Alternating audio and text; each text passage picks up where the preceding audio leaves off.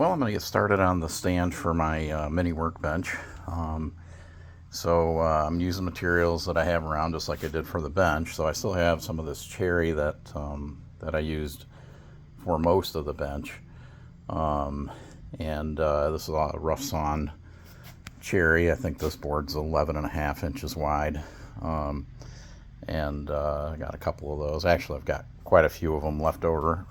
So we'll mill that all up and get it to a point where it's usable for maybe some face framing and things like that.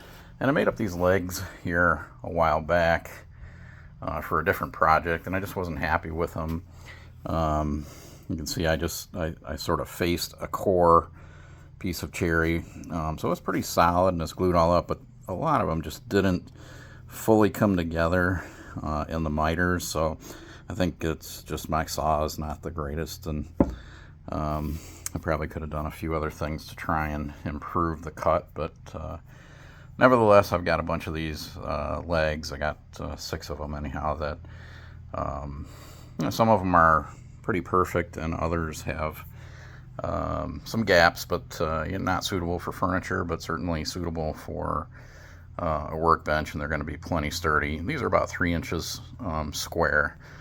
So they'll make really nice sturdy supports for the top and legs and feet for the stand for the mini bench. And then for the tops, and I think I'm going to build some cabinetry that goes in it. I'm going to use, since I have it around, this phenolic plywood. Phenolic plywood is basically your standard plywood, but then it has a phenolic or a resin face on both sides of the board, so it's really tough, very slick. Glue doesn't stick to it in general. Probably epoxy would, but because it is resin, but like Tight Bond and whatnot will not stick to it.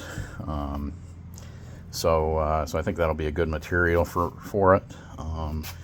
And then for the top, I also have some of this MDO plywood, which again is a plywood with different facings on it. It's got sort of a craft paper facing on the, or what they call a medium density overlay on the face of the plywood. So I've got some of that that I'm going to use underneath the top of the bench. The top of the bench is actually going to be double thickness. It'll be like 1 inch and 30 seconds, I think, thick, so it should be a good heavy top. And so I've got, like I said, just scrap of that laying around, so I'm actually gluing up a piece to be the underside of the top. From